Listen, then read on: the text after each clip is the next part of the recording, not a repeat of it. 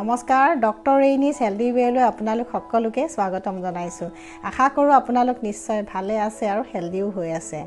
আজিৰ ভিডিওটো আৰম্ভ কৰাৰ আগতে মই আপোনালোকক এটা প্ৰশ্ন কৰিব বিচাৰিছো যে আপোনালোকে লাল চাহ বা গাখীৰ চাহৰ উপৰিও অন্য কিবা প্ৰাকৃতিক চাহৰ জুতি লয় নেকি কাৰণ আজিৰ ভিডিওটোৰ টপিক হৈছে কেইবিধমান প্ৰাকৃতিক চাহ আৰু স্বাস্থ্য ৰক্ষাত এই চাহ কেইবিধে আমাক কেনেকৈ সহায় কৰে আপোনালোকে হয়তো বহুতে green tea white T golden T বা এনেকুৱা বিভিন্ন ধৰণৰ কষ্টলি চাহৰ জুতি নিশ্চয় আজিকালি লৈছে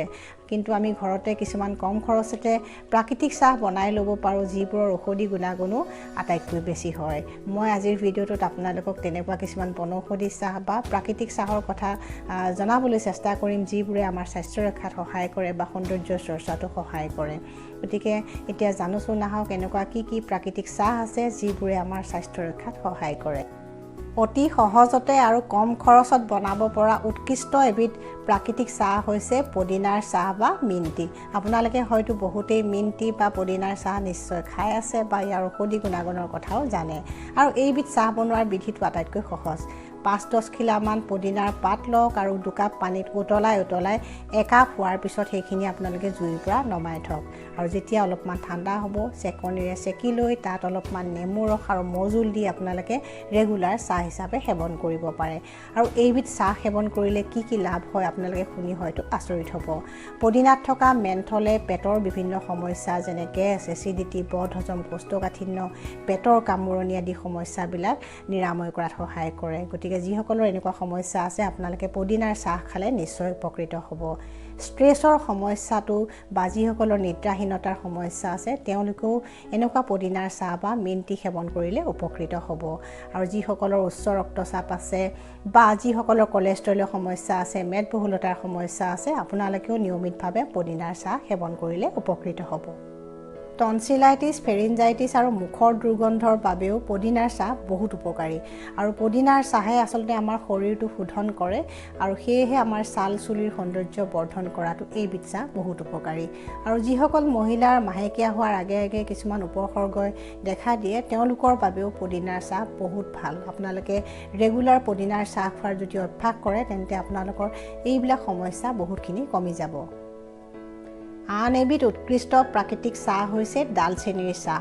আপুনি যদি আপোনাৰ ওজনটো কম কৰিব বিচাৰিছে বা আপোনাৰ যদি কোলেষ্ট্ৰল বা ট্ৰাইগ্লিচাৰাইড বাঢ়ি আছে বা আপোনাৰ যদি কেনেবাকৈ ডায়েবেটিছ হৈছে বা আপুনি যদি পিচিঅ'ডিৰ সমস্যাত ভুগি আছে তেন্তে আপোনাৰ বাবে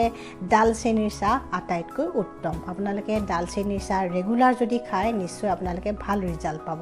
আৰু এইবিধ চাহ বনোৱাৰ বিধিটো আটাইতকৈ সহজ আপোনালোকে এডোখৰ বা দুডোখৰ ডালচেনি কৰি লওক আৰু এডোখৰ আদাও আপোনালোকে লগত থেতেলাই লওক 2 কাপ পানীত আপোনালোকে সেইখিনি উতলাই একাপ হোৱাৰ পিছত নমাই ৰাখক আৰু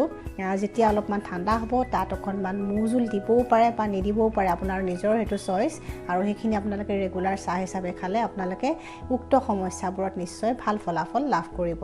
আৰু ডায়েবেটিছ ৰোগীসকলে মৌ নিদিয়াকৈ যদি ৰেগুলাৰ খায় তেওঁলোকৰ ব্লাড চুগাৰ কণ্ট্ৰোল কৰাটো এইবিধ চাহে বহুতখিনি হেল্প কৰে বৰ্তমান সময়ত জনপ্ৰিয় হৈ পৰা এবিধ প্ৰাকৃতিক চাহ হৈছে জবা ফুলৰ চাহ বা হিবিস্কাছ টি বিভিন্ন গৱেষণাৰ পৰা দেখা পোৱা গৈছে যে এইবিধ চাহৰ ঔষধি গুণাগুণ বহুত বেছি আৰু আজিকালি লাইফষ্টাইল ডিজিজ যিবিলাক হৈ আছে সেইবিলাক নিৰাময় কৰাটো এইবিধ চাহে সহায় কৰে আপোনালোক যিসকল স্বাস্থ্য সচেতন বা যিসকলে নিজৰ সৌন্দৰ্যটো ধৰি ৰাখিব খোজে আপোনালোকৰ বাবে জবা ফুলৰ চাহ আটাইতকৈ উত্তম আৰু এই চাহ বনোৱাৰ বিধিটো হৈছে একাপ পানী উতলাই লওক আৰু তাত 2-3 পাহ মান জবা ফুল দি লওক এখন চামুচেৰে আপোনালোকে ভালদৰে মোহাৰি লওক আৰু এখন চেকনিৰে চেকি লৈ তাত অলপমান নেমু ৰস আৰু মৌজোল দি ৰেগুলাৰ আপোনালোকে চাহ হিচাপে সেৱন কৰিব পাৰে যিসকলৰ কোষ্ঠকাঠিন্য বা কনষ্টিপেশ্যনৰ সমস্যা আছে আৰু আপোনাৰ যদি কোলেষ্ট্ৰলৰ সমস্যা মেদবহুলতাৰ সমস্যা বা ডায়েবেটিছ আছে তেন্তে আপোনালোকৰ বাবে জবা ফুলৰ চাহ আটাইতকৈ উত্তম ডায়েবেটিছ থকাসকলে কিন্তু মৌজোল নিদিয়াকৈ খাব আৰু বাকীসকলে মৌজোল দি খাব পাৰে মহিলাসকলৰ বাবে জবা ফুলৰ চাহ বিশেষভাৱে উপকাৰী কাৰণ এইবিধ চাহে মহিলাসকলৰ হৰম'নবিলাক কণ্ট্ৰল কৰাত সহায় কৰে আৰু যিসকল ব্যক্তিয়ে লিভাৰৰ বিভিন্ন অসুখত ভুগি আছে তেওঁলোকৰ বাবেও জবা ফুলৰ চাহ অমৃতৰ নিচিনা আপোনালোকে ৰেগুলাৰ যদি জবা ফুলৰ চাহ খোৱাৰ অভ্যাস কৰে আপোনালোক সকলো উপকৃত হ'ব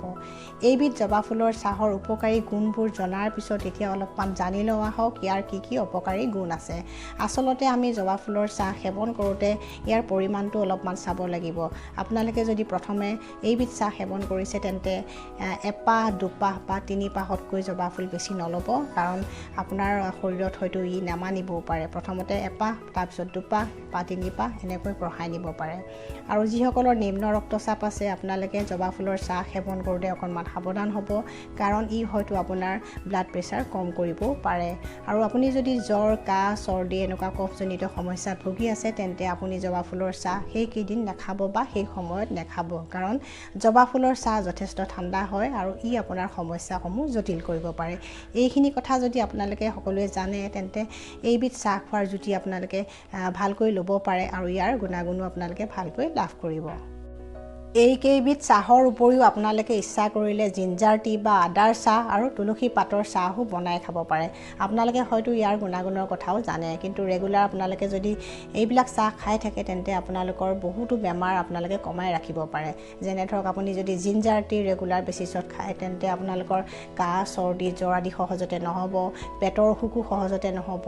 আৰু যিসকলৰ কলেষ্ট্ৰলৰ সমস্যা মেদবহুলতাৰ সমস্যা আছে বা গাঁঠিৰ বিষৰ সমস্যা আছে তেওঁলোকৰ বাবেও জিঞ্জাৰ টি বহুত উপকাৰী আৰু তুলসী পাতৰ চাহৰ কথা আপোনালোকে নিশ্চয় সকলোৱে জানে যে আমাৰ শৰীৰৰ ৰোগ প্ৰতিৰোধ ক্ষমতা এইবিধ চাহে বৃদ্ধি কৰে বা যিকোনো ধৰণৰ ছিজনেল বেমাৰবিলাক এইবিধ চাহে কম কৰাত সহায় কৰে আৰু আটাইতকৈ ডাঙৰ কথাটো হৈছে যে লিভাৰৰ কাৰ্যক্ষমতা তুলসীৰ চাহে বৃদ্ধি কৰে আৰু ছাল চুলিৰ সৌন্দৰ্য বৰ্ধন কৰাটো তুলসীৰ চাহে বহুতখিনি হেল্প কৰে গতিকে এনেকুৱা বনৌষধি চাহবিলাক যদি আমি সকলোৱে মাজে সময়ে খাই থাকোঁ তেন্তে আমি বহুতো বেমাৰৰ পৰা হাত সাৰি থাকিব পাৰিম